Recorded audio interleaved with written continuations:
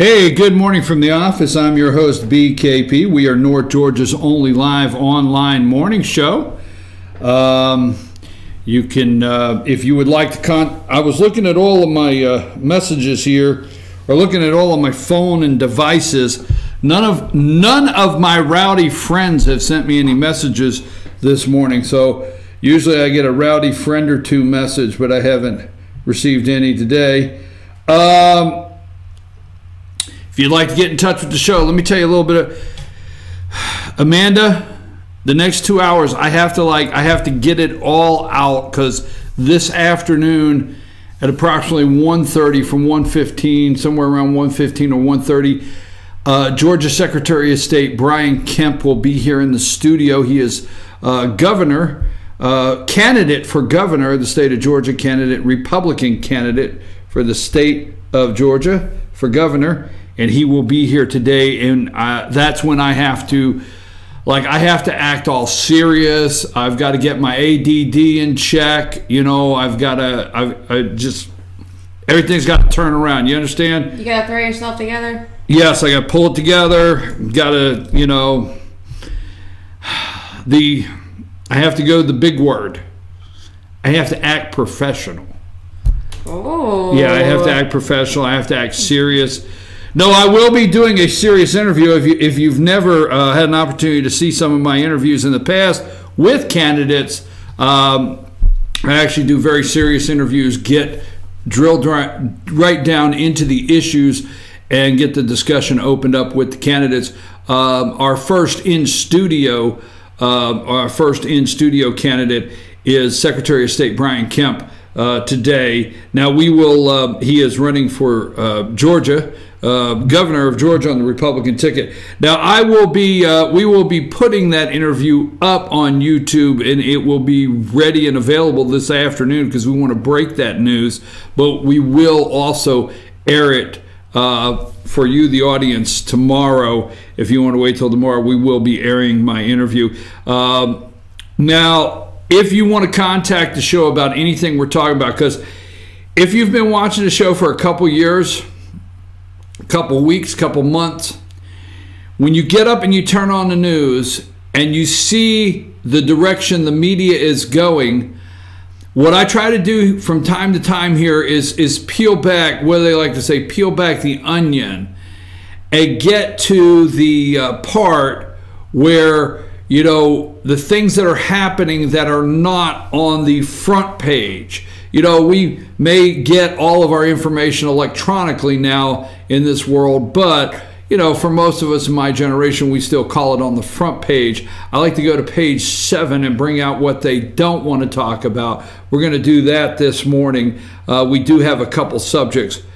Russian meddling in our election, collusion, Michael Flynn wanting to reverse his plea.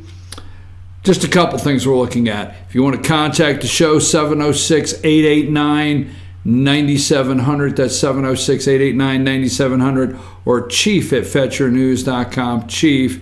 And then also on the top there, you can follow us on Twitter @FetcherNews, @FYNTV. Also, you can subscribe to our YouTube channel, FYNTV, Fetch Your News.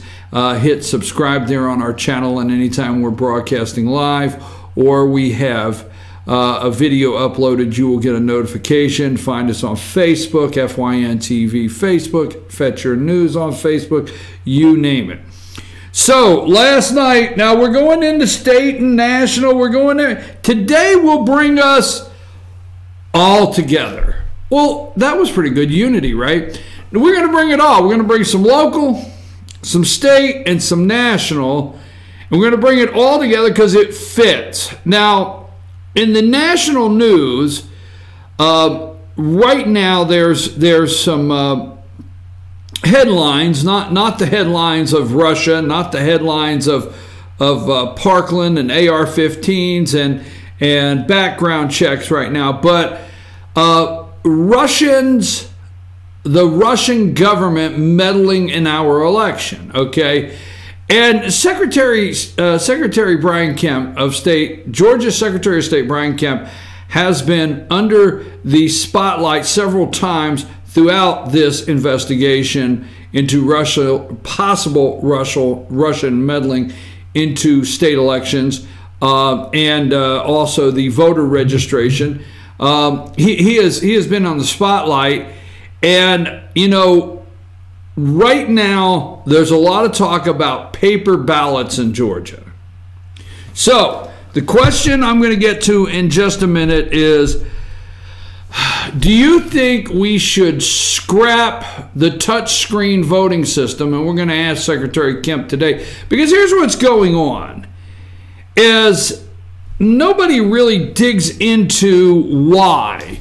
And there's so many people saying, well, because they're electronic touchscreen machines, the Russians can hack the machines. The machines are never online, folks. They are never online. Now, hacking the Secretary of State's website, which has not happened, or where the information goes into, but the actual voting machine is never online. They have cards in them that record the data. So they can't get the machines per se. I'm pretty positive of that. But there's no such thing as a true recount in the state of Georgia in elections, because if a candidate calls for a recount, what I call a true recount, the only thing they could do is reproduce, okay, the paper tape that they can print out of the machines. That's it. So realistically, what the machine says the vote is because the paper printout is going to be the same thing. That's caused a lot of argument from the possibility of Russia hacking our elections, okay, to the being able to recount and being able to validate votes, legal votes, paper ballots in Georgia. Now, there's some call for paper ballots right now with Casey Cagle, Lieutenant Governor of the state. There's some call for paper ballots in the state of Georgia, and he is also a candidate for governor. And it seems to be a popular subject. Now, I want to make sure I'm very clear in the state of Georgia. I'm not taking sides, but the reason I am bringing this up fairly early in the show is because Fox News did a whole segment on Georgia, you know, looking at changing their voting system, and they tried to parallel it to the potential Russian hacking and protecting you and I from Russian hacking our elections. You know, I will say this: we do not need to have quite the fear. Okay, I'm not saying that Russia does not try to influence our election results. I'm not saying they don't try. I'm not going down that road, okay? But Russia does not try. You know, it's the enemy within. Let's just stay with that no one ever focuses on. Now, I know you watch probably a lot of people throughout the day and listen to a lot of talk shows, but it's the enemy within that the people don't focus on, okay? That surrounds us, that we feel safe with, that we feel will never harm us. On a daily basis, do you realize, since this president has taken office, and I'm not trying to leave the ground here, on a daily basis we have to hear some kind of news account that there's a constitutional crisis, that we're headed for a constitutional crisis. Our democracy is at stake. They're trying to destroy our democracy. It's on a daily basis. I mean, do you think for 8 years, while Barack Hussein Obama was in office, you ever heard the fake media discuss constitutional crisis? And, you know, when they dropped 1 point whatever billion dollars in Iran, all right, illegally, in dollar bills, a ransom note, paid off the ransom. Did you ever hear constitutional crisis? No, never. See, Obama had the opportunity to do something about Russia, and he did not. But getting back to the paper ballots, it's become a big, and I don't know, because Kemp is the Secretary of State of Georgia, and obviously he has some responsibilities and he has some questions he has to answer on how he's handled some things as Secretary of State of Georgia, okay? Much like Casey Cagle will have to answer for some things that seem to have come to light this session and not in the past. So there's no candidate out there. Right now, there's a big issue being made over the voting machines. Why is that, folks? Why do you want paper ballots? Do you know why you want paper ballots? Now, I don't know. I'm not saying it's bad. Okay? Candidate for current Secretary of State, Josh McCoon is calling for a paper ballot system, a backup paper ballot system. Okay? I'm okay with that.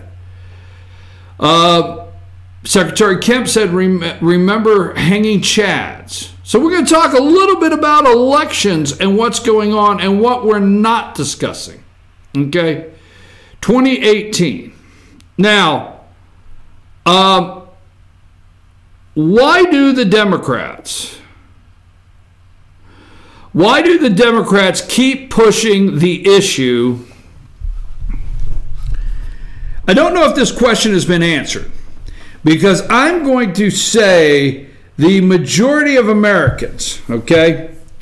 Majority. Except if you're in Hartford, Connecticut this morning, or if you're, somewhere in New Brunswick, New Jersey, and, or you're somewhere out in L.A., downtown Atlanta. I'm going to say majority of Americans in rural America, the Russian investigation is not bothering you at all. You feel the Russian investigation is as big a nothing burger. Remember, Rice Previs called it a nothing burger. You think the Russian investigation is the biggest nothing there is. Okay? And you don't know why they don't just quit now, save some of your tax money, okay? Save some of your tax money and move along, because we've seen nothing.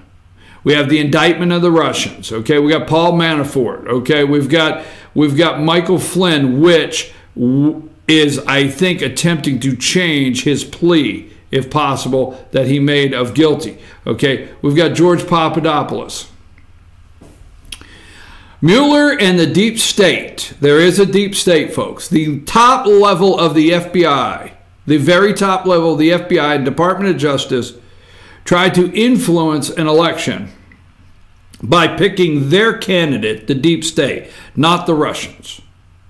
The FBI, you have more to be concerned about over at Quantico with the FBI, okay? The top level, not your field agent out here, okay? Your top level, all right, FBI there, and your top level in Department of Justice and the State Department have more to do with trying to fix an election for Hillary Clinton and Obama than the Russians. You have heard, not from me, but from others, many others, you have heard they're protecting Hillary, not because they're so much in love with Hillary, because Hillary implicates Obama, and you can't indict or criminalize or put Hillary in jail without going with Barack Obama, okay? So, that being said, all right, you have nothing is going to come out of the Russian investigation. You have Bob Casey Jr., okay, in Pennsylvania, because we're going to bring this up. You have Bob Casey Jr., senator from Pennsylvania, that is running against Lou Bartoletta, Congressman Lou Bartoletta up there in Pennsylvania, which Donald Trump has endorsed. We'll find Lou's picture in a little bit. And Senator, we'll bring that up, Senator Casey. We're talking about the things you're not hearing on the main TV today. But Senator of Pennsylvania, Casey, okay, has to run a statewide race. Democrat Bob Casey Jr., and he does not want the Russian investigation, collusion, obstruction, whatever it ends up not being, he does not want that report released till after 2018's election cycle. Because when released, my opinion is there's nothing there, okay, but there's plenty waiting. And I think the Russian investigation is not for the 2018, it's not a campaign issue. It's got everything ready for if and when the Democrats take the House of Representatives. All the groundwork's going to be ready, okay, for impeachment. All right? You will not see everything, know everything, or have privy to all the information, is my opinion, that Mueller has in his basket. You will not. Because no, if a congressman out in the middle of, Missouri somewhere is trying to flip a red district blue, he's not going to go out there and do a stump speech in Missouri that the Russians did this and the Russians did that. That's not going to work. That's not going to be a vote getter, okay? Parkland, gun control, then that might be a vote getter, but not the Russian. So why push it and work it 7 days a week? The goal is to get rid of the President of the United States. Always has been, always will be, by the deep state. To remove the President of the United States. That's the goal. Two, flat out, all right, once the Democrats, if they regain control of the House and the Senate, but the House in particularly, that's why Bill Clinton didn't leave.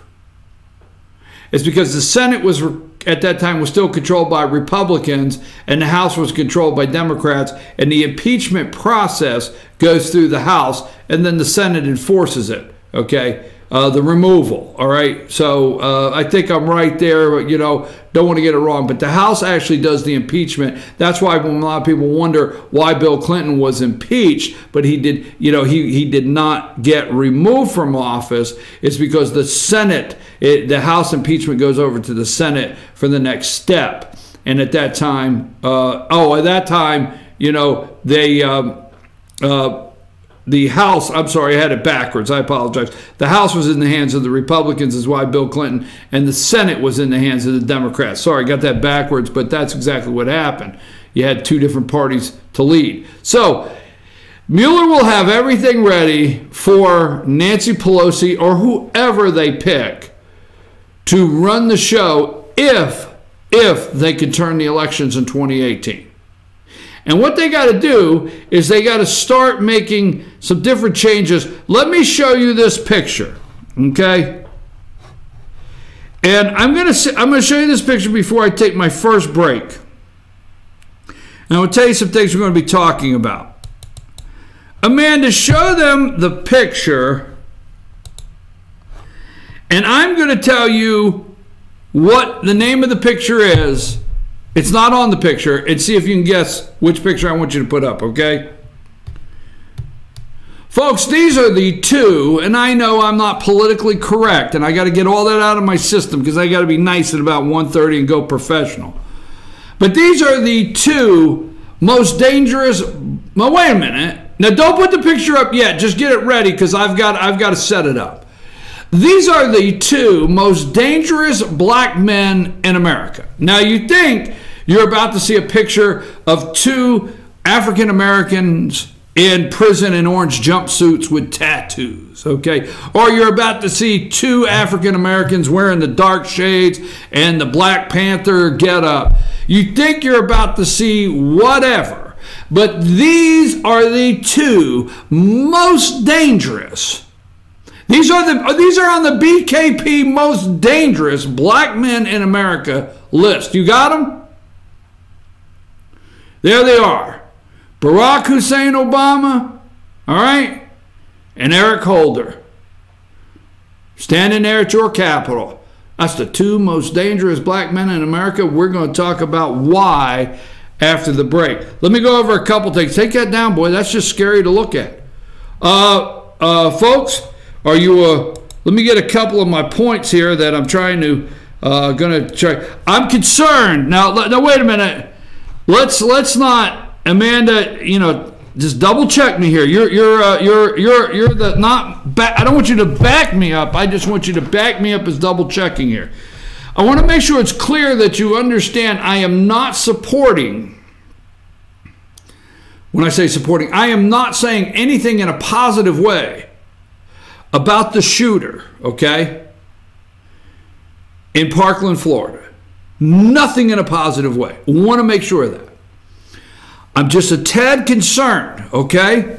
Now, we rush, and these kids have come out, and whoever put a picture of the Obama kids, because there's been several, all right? I call these the Obama kids, all right? These kids have come out, and whoever could yell the loudest at a microphone seems to get the attention. Whoever could yell, we're not going to take it anymore, okay? Whoever could do that is getting the most attention through the Obama kids.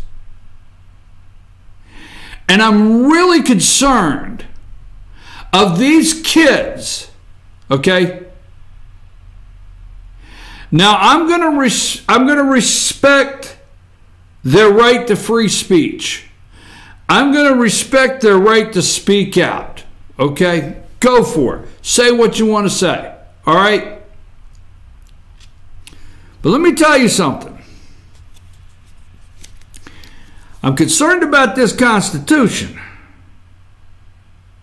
And I'm concerned about the Obama kids running to a microphone and George Stephanopoulos and Chuck Todd and CNN's crew and Allison Camerata and Allison Cooper. I mean, you cannot get the list long enough. Martha Raddatz, her concerns, all of them. I'm concerned. See, they're all gushing and they're all oohing and they're all eyeing these children. The children may be the ones to save our future. The children may be the ones to get us to look at gun violence in America. Well, I'll tell you who would like for you to look at gun violence in America is the black grandmother in Chicago that can't sit on the stoop this summer when it's 90 degrees out and enjoy the neighborhood with the granddaughter because of the fact that somebody may get shot. Now, why is the cry of inner city America, why is the cry of the other side of America not been enough to address the gun violence in our cities? So these kids, I'm concerned that we're rushing to protect our children as they see it, as politicians see it, as we are too afraid to actually talk about the truth of it, but what they're calling protect our children and bypass the Constitution. I'm a nervous wreck over that, folks. I love the kids, man. Love the kids. I watch high school basketball, high school baseball. You name it. You know that. If you're out there, you know that. You see me all the time watching the kids playing sports, doing things here. Okay? But you know what? I always get concerned when these things take place, tragedies, and the government rushes in to help. Now, we have in America, our judicial system says a minor is a minor. They're just that, okay? Now, Amanda, I told you I'm not saying anything at all in a positive way with the shooter, okay? But I'm going to talk about the judge allowing his juvenile record to be opened and made public in Florida yesterday. And I know I'm going to go in a different direction than probably anybody you're going to hear today, so stay tuned. Hey, when we come back, redistricting. Have you ever heard of the NDRC? They're winning the battle. Now, we won the battle with Trump, but I really think we're losing the war, folks. I really think we're losing the war We got to make some changes. I'm your host, BKP. Good morning from the office. North Georgia's only live online morning show. Amanda, take us to break.